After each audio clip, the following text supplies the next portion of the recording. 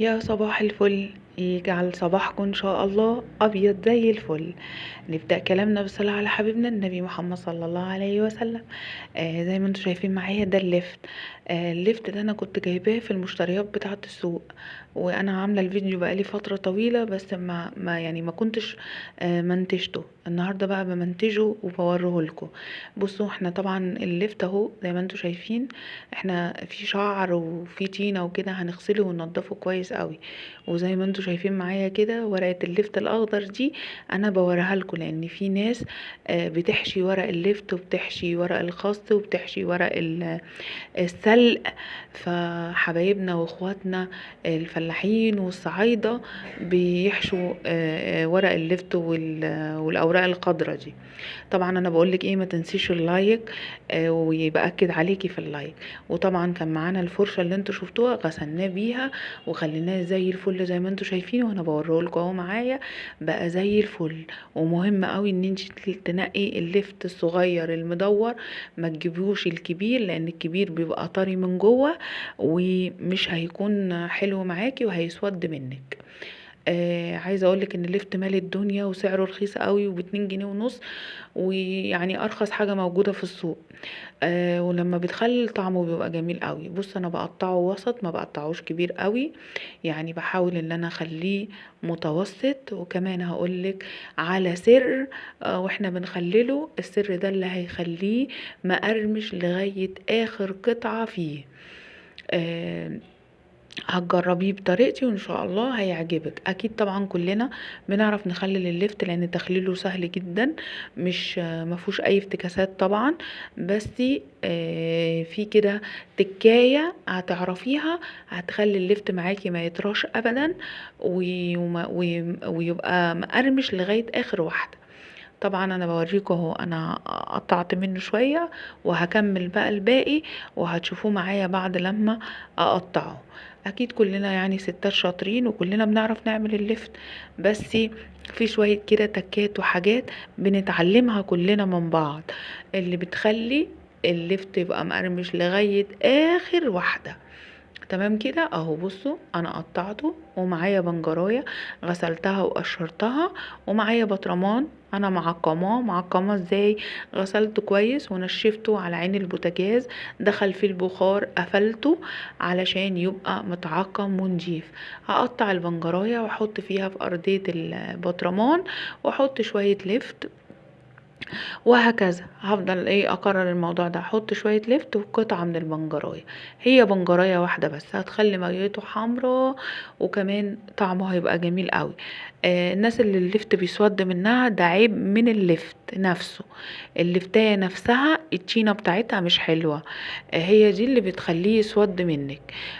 مش ذنب ليك انت، يعني مش انت السبب، ولا التخليل بتاعك هو السبب. ده اللفت يعني شويه ميه وملح وخلاص على كده.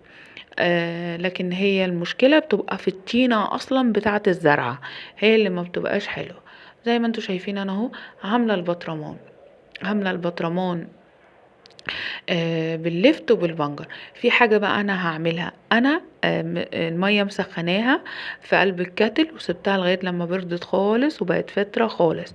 هحطها هحط عليها هحطها الاول في قلب البطرمان علشان اعاير البطرمان. ليه هعاير البطرمان؟ علشان لما احط الملح يتظبط معايا. لو انا حطيت المية كتير، الملح مش هيبقى مظبوط معايا. فانا بعاير البطرمان، هحط المية فيه وعايره، وبعد كده هروح حاطه بقى الملح بتاعي، واحط التكايه اللي انا هقولك عليها. ايه هي بقى التكايه اللي انا هقولك عليها؟ هتعرفيها اثناء ما انا هحط الميه في المخلل. اهو بص، انا بوريكم، انا خلاص عبيت البطرمان، ودلوقتي بقى هتشوفوه اهي الميه انا عبيته وعايرته. بصوا بقى الميه لونها احمر ليه؟ لان انا عايرت الميه، فطبعا اللفت فيه بنجر، فالميه لونها احمر. تمام كده. حطيت الملح بتاعي وحطيت شوية شطة، والتكاية اللي هقولك عليها هي معلقة السكر. حطي له معلقة سكر ومعلقة خل، مستحيل هيطرى منك وهيفضل مقرمش لغاية اخر واحدة.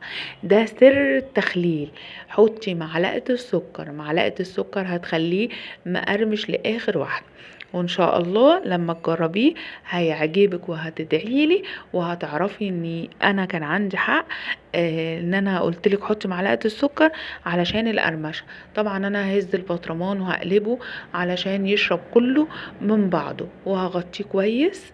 هغطيه بورق استريتش، انا عندي البلاستيك رول.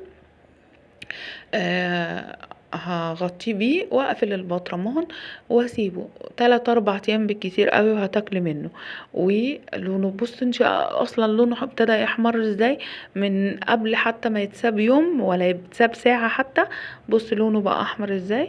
هيبقى كمان طعمه جميل، وهتدعيلي ان شاء الله لما تحطي معلقة السكر ومعلقة الخل في التخليل. بس يا ريت ما تنسنيش باللايك وبالشير وسبسكرايب لقناة يوميات ست البيت عشان يوصلك كل جديد من قناتي، وان شاء الله ينور رضاكي واعجابك. وتصلوا على الحبيب علشان بذكر الحبيب كل الاشياء اللي حوالينا بتطيب. بذكر النبي بتنفك العقد على طول. اهو انا بقولك ان السر في حاجتين، معلقة السكر ومعلقة الخل. يا رب ان شاء الله الفيديو بتاعي يكون نال رضاكي واعجابك. بس يا ريت ما تبخليش عليا باللايك، لايك وشير وسبسكرايب للقناة، قناة يوميات ست البيت. انا بوريكي الفلفل اهو، اللفت اهو، سوري، بوريكي اللفت اهو زي ما انتوا شايفين. يلا اشوفكم بخير، وما تنسوش تصلوا على الرسول.